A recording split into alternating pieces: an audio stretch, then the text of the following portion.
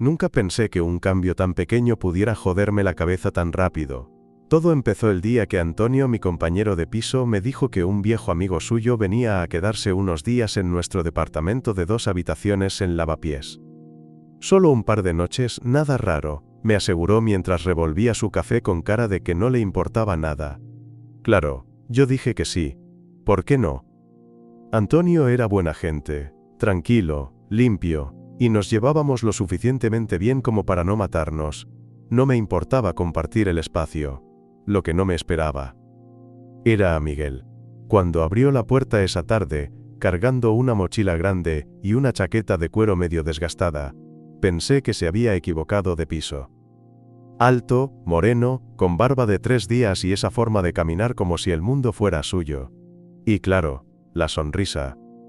Una sonrisa que no era para mí, pero igual me atravesó como si lo fuera.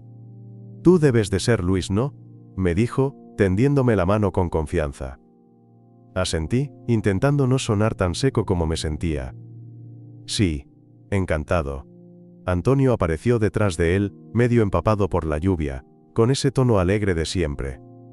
«Miguel, este es Luis, el roommate más serio de Madrid». Exagerado, dije, pero ya estaban riéndose los dos.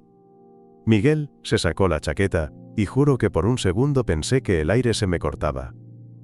Los primeros 2 días fueron normales. Miguel dormía en el sofá, salía temprano, volvía tarde, hablaba poco.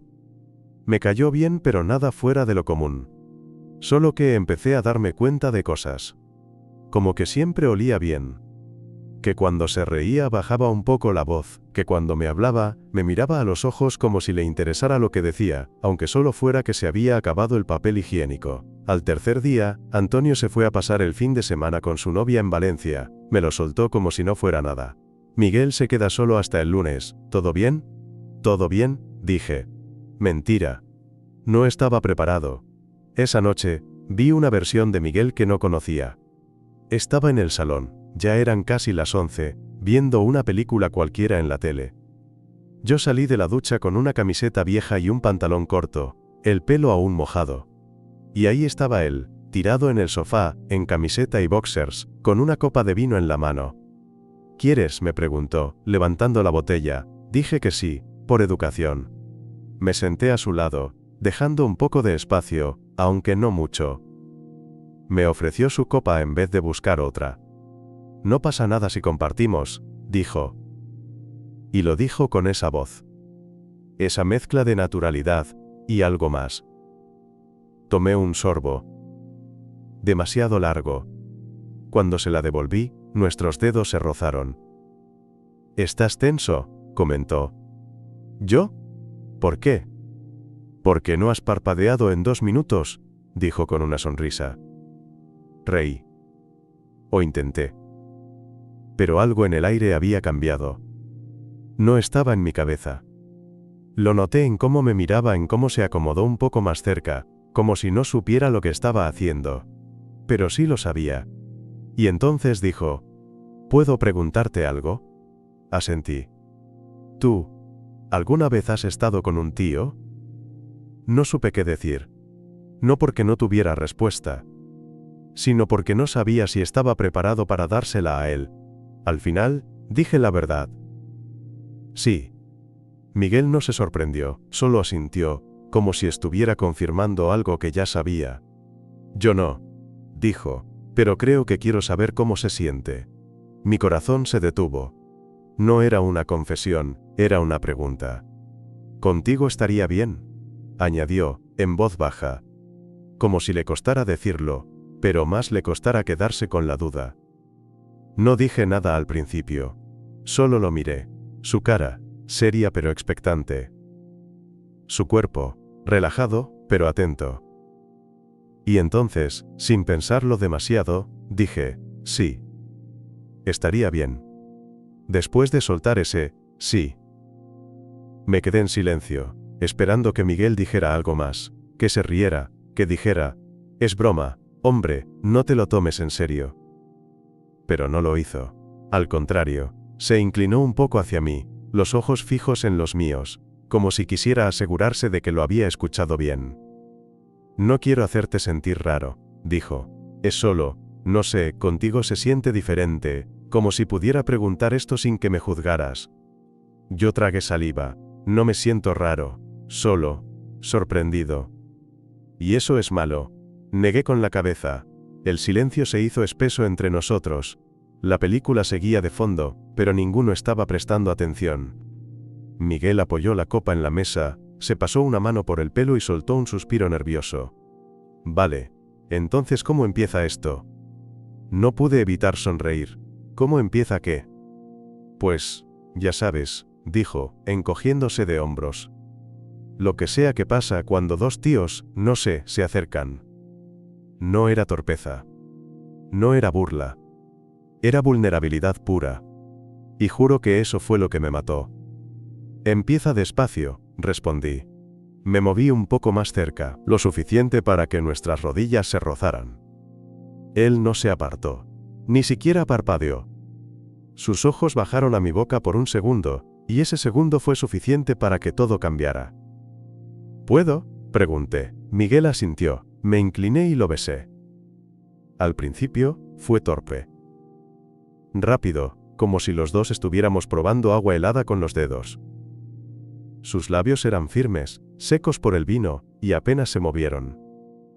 Pero cuando me aparté un poco, vi la expresión en su cara, confundido, sí, pero también curioso. Con ganas. Se siente raro, murmuró. ¿Raro bien o raro mal? Raro, bien. Entonces volvió a acercarse. Esta vez fue él quien me besó. Y ahí entendí que ya no había marcha atrás. Su mano rozó mi cuello, insegura, como si no supiera dónde ponerla. Yo se la guié, la llevé hasta mi nuca. Su respiración se volvió más rápida, la mía también, y cuando se separó un segundo, con la frente apoyada en la mía, susurró. Esto no me lo esperaba. Yo tampoco. Reímos suavemente, nerviosos, pero no nos apartamos. El resto de la noche no fue un torbellino de pasión ni nada de película. Fue más íntimo que eso. Nos quedamos en el sofá, besándonos despacio, interrumpiendo para hablar, para reírnos de lo incómodo, para probar otra vez. Miguel preguntaba todo el tiempo si estaba bien, si lo estaba haciendo correcto, y yo le repetía que no había una manera correcta, que simplemente lo sintiera. En un momento, se quedó callado, mirándome serio. ¿Esto cambia las cosas? Ya las cambió, respondí. Y lo sabía, porque por mucho que quisiéramos fingir que no significaba nada, ese primer beso ya había abierto una puerta que ninguno de los dos iba a poder cerrar. El sábado amaneció raro. No porque hubiera pasado algo desastroso la noche anterior, sino porque nada parecía haber pasado. Me desperté con el sol colándose por las cortinas, y lo primero que vi fue a Miguel en el sofá, enredado en la manta, todavía dormido. El pelo despeinado, la camiseta torcida, la boca entreabierta. Por un momento, se me olvidó respirar. Me quedé mirándolo demasiado rato, y justo cuando pensé que debía levantarme para no parecer un completo idiota, abrió los ojos. ¿Qué hora es?, murmuró, con voz ronca. Las 9:15, dije, rascándome la nuca. Se incorporó despacio, frotándose la cara. Y entonces lo noté, esa mirada rápida, fugaz, que cruzó entre nosotros. Como si él también estuviera recordando lo de anoche. Pero no dijo nada. Desayunamos en silencio, cada uno con su café. Yo ojeaba el móvil sin leer nada. Él removía el azúcar en la taza como si estuviera hipnotizado. Y el silencio, que al principio era cómodo, se volvió denso. Hasta que él lo rompió. Lo de anoche, levanté la vista. ¿Está todo bien contigo?, asentí. Sí. ¿Y contigo? Se encogió de hombros. Sí. Supongo que es nuevo, pero no me siento mal. Eso es bueno. Sí. Y ahí murió la conversación. Pasamos el día como si nada. Salimos a dar una vuelta por el barrio, comimos unos bocadillos de calamares en la Plaza Mayor, incluso nos reímos cuando una paloma casi le cagó en la chaqueta. Todo parecía normal. Pero no lo era. Cada vez que nuestras manos se rozaban al caminar, yo contenía la respiración. Cada vez que él me sonreía, Yo me preguntaba si pensaba en los besos de anoche o si prefería olvidarlos. Por la noche, mientras cenábamos pizza en el salón, me soltó algo que me dejó helado. Antonio no sabe nada, ¿no? Negué con la cabeza. Claro que no. Miguel se quedó en silencio, mirando el cartón de pizza como si le hubiera hecho una pregunta complicada. Mejor así, dijo al final. No supe qué contestar. Parte de mí estaba de acuerdo. Otra parte se sintió como si me hubiera puesto una pared enfrente. Más tarde, cuando apagamos la tele y cada uno se fue a su cuarto, yo al mío, él al sofá, sentí que algo se estaba quebrando entre lo que queríamos y lo que podíamos admitir.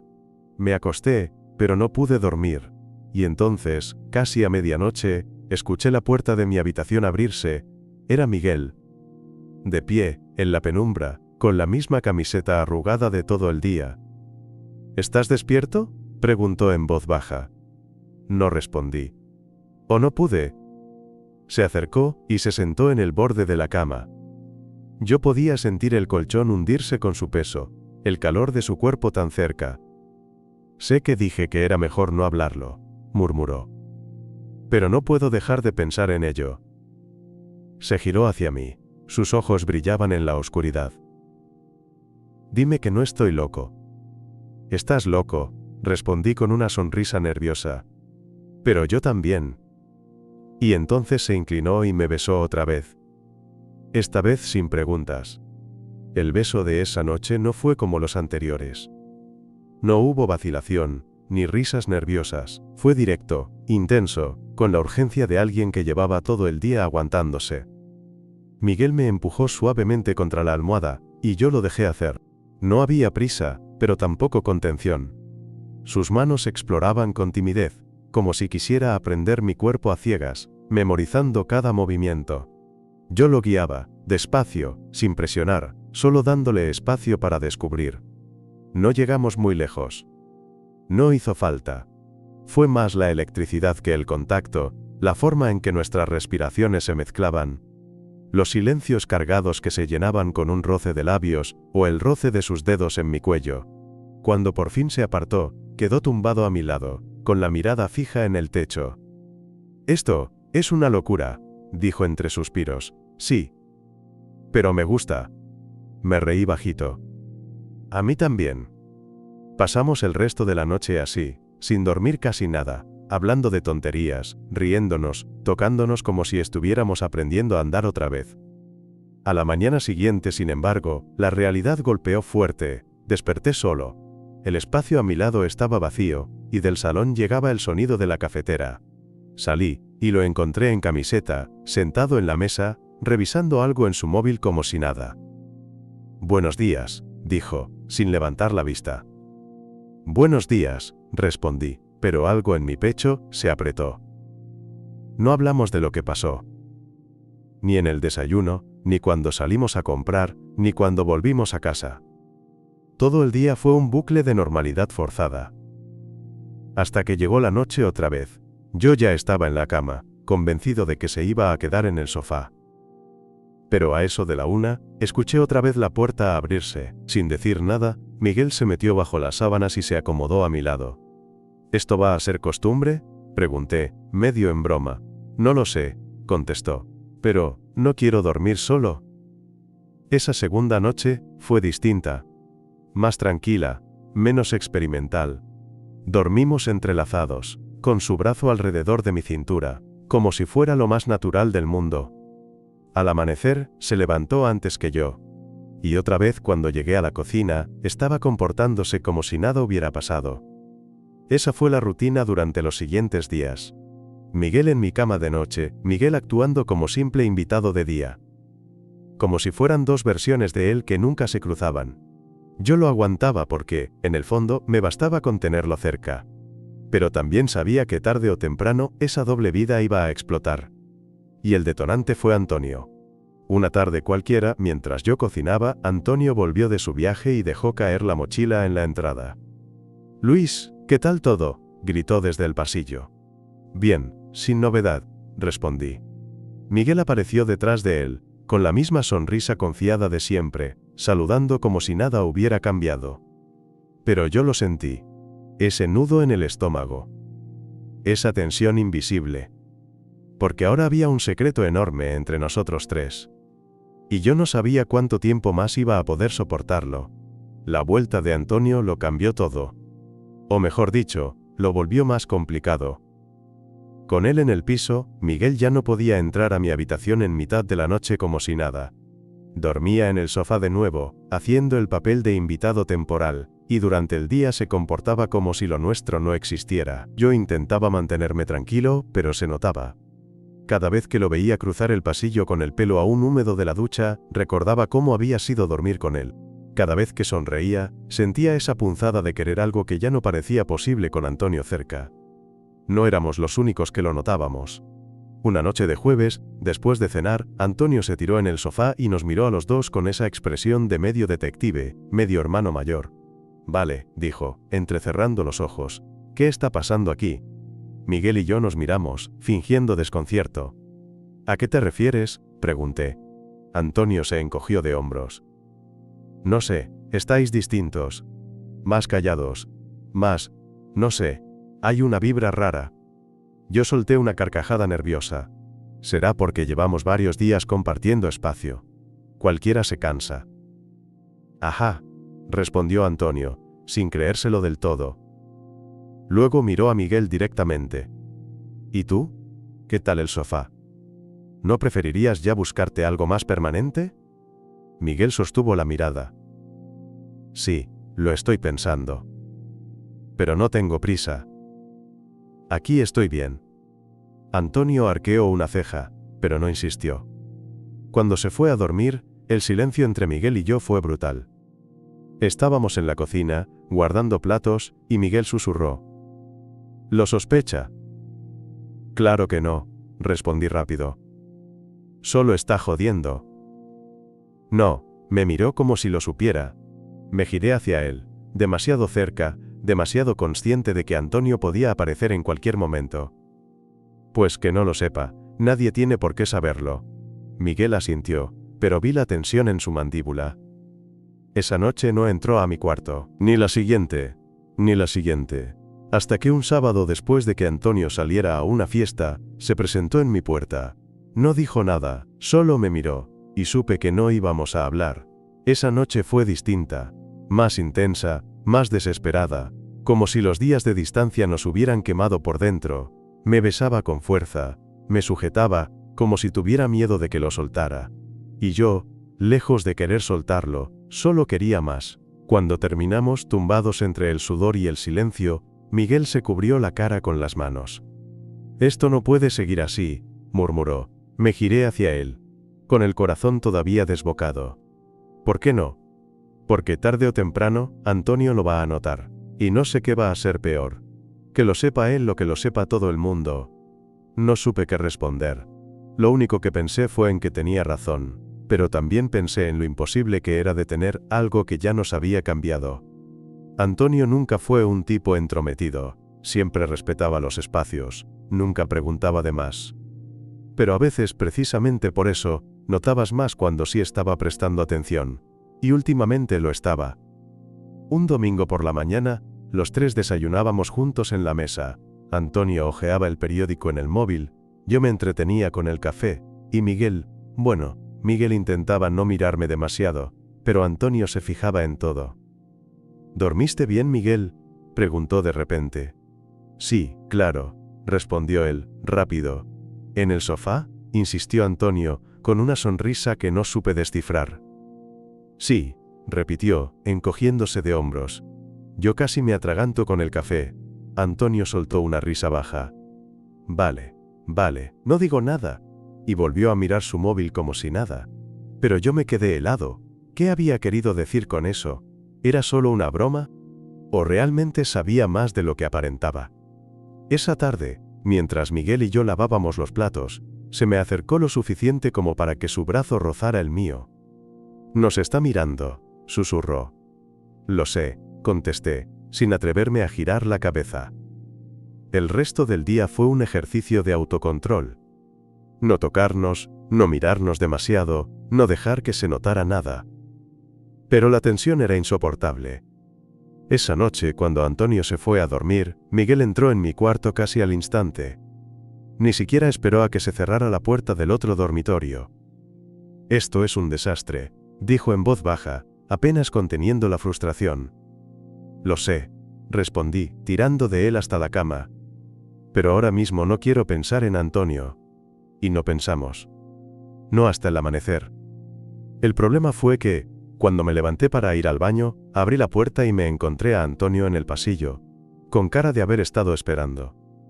«¿Tú y Miguel?», dejó la pregunta en el aire, sin necesidad de completarla. Me quedé congelado, incapaz de negar ni de admitir nada. Antonio me miró un segundo más, luego negó con la cabeza y se metió en su cuarto sin decir nada más. Cuando volví a la habitación, Miguel estaba sentado en la cama, nervioso. «¿Qué ha pasado?». «Creo que lo sabe», dije. Miguel se pasó las manos por la cara. «Joder». Y ahí entendí que lo que habíamos estado evitando ya no se podía esconder más. La mañana siguiente fue un infierno silencioso. Antonio salió de su cuarto temprano. Se preparó un café y se fue sin decir ni una palabra. Ni un buenos días, ni una mirada. Nada. Miguel y yo nos quedamos en la cocina, escuchando la puerta cerrarse. «Eso no es buena señal», dijo Miguel frotándose la nuca. «No», admití, con el estómago hecho un nudo. Pasaron 2 días así. Antonio estaba frío, distante, siempre ocupado, siempre fuera de casa. Y aunque no nos decía nada, su ausencia era un grito. Hasta que un miércoles por la noche, por fin, explotó. Estábamos los 3 en el salón, viendo un partido en la tele. O fingiendo verlo. Antonio bebía cerveza, Miguel jugaba con el móvil, y yo solo quería que la tierra me tragara. De repente, Antonio apagó la tele. El silencio fue brutal. «¿Vale?», dijo, mirándonos fijo. «¿Me vais a decir qué coño está pasando, o tengo que seguir haciendo como que no me doy cuenta?». Nadie respondió. «Os he visto», continuó. «No hace falta que lo neguéis, no soy idiota». Miguel tragó saliva. «Antonio». «¿Desde cuándo?», interrumpió él. Nos miramos, buscando en los ojos del otro alguna respuesta que sirviera. Pero la verdad era que ni siquiera nosotros sabíamos desde cuándo. Desde esa primera noche en el sofá, quizá. Desde siempre, tal vez.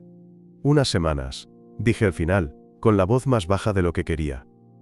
Antonio se recostó en el sofá, cruzando los brazos. No parecía enfadado, ni celoso. Parecía decepcionado. «¿Y pensasteis que no me iba a dar cuenta?». «No queríamos que fuera raro contigo», dije rápido. «Pues lo es», respondió, directo. El silencio volvió a caer, pero esta vez pesaba toneladas. «Mirad», dijo al fin, suspirando. «No voy a meteros mierda ni a juzgaros. Haced lo que queráis. Pero esto ya no es solo vuestro, es mi casa también. Y vivir con una tensión así es insoportable». Miguel bajó la mirada. Yo asentí, sintiéndome como un crío al que acababan de pillar. «Necesitáis aclarar qué sois», continuó Antonio, «porque si seguís jugando a medias tintas, esto va a reventar». Y sin decir más, se levantó y se fue a su cuarto, dejándonos en el salón con la certeza de que ya no había marcha atrás. Miguel se quedó callado un rato, mirando al suelo. «¿Y ahora qué hacemos?», preguntó al final. Yo no supe qué contestar. Porque en el fondo, tampoco tenía la respuesta. Después de la charla con Antonio, el piso se volvió un campo minado. Ya no había manera de fingir que lo nuestro era un secreto. Cada movimiento, cada mirada parecía bajo un microscopio. Miguel y yo intentábamos mantener la calma, pero se notaba. Esa misma noche, cuando Antonio se encerró en su cuarto, nos quedamos en la cocina, frente a frente, con la tensión atravesándonos. «No podemos seguir así», dije. «Lo sé», respondió Miguel, apoyado contra la nevera. «Pero, ¿qué quieres que haga? ¿Que me largue?» «¿Es lo que quieres?», pregunté, más dolido de lo que esperaba. Él me miró en silencio, con esa expresión que mezclaba miedo y deseo. «Lo que quiero es seguir aquí contigo, pero tampoco quiero joder tu vida, ni tu amistad con Antonio». «Ya la jodimos», solté, sincero. Miguel se pasó la mano por el pelo, nervioso. «Entonces dime tú, ¿qué somos? Porque yo no puedo seguir entrando en tu cama como un fantasma y fingir que por la mañana no ha pasado nada». La pregunta me golpeó fuerte. No porque no lo supiera, sino porque admitirlo en voz alta me daba vértigo. Somos algo, dije al fin. No sé qué. Pero no quiero que termine. Miguel me miró como si esa frase fuera la única respuesta que necesitaba. Se acercó, me tomó la cara con las manos, y me besó. No con urgencia, sino con calma, como si me prometiera algo. Entonces que sea real, susurró. Aunque sea complicado. Aunque Antonio lo odie. Y en ese instante supe que la decisión estaba tomada.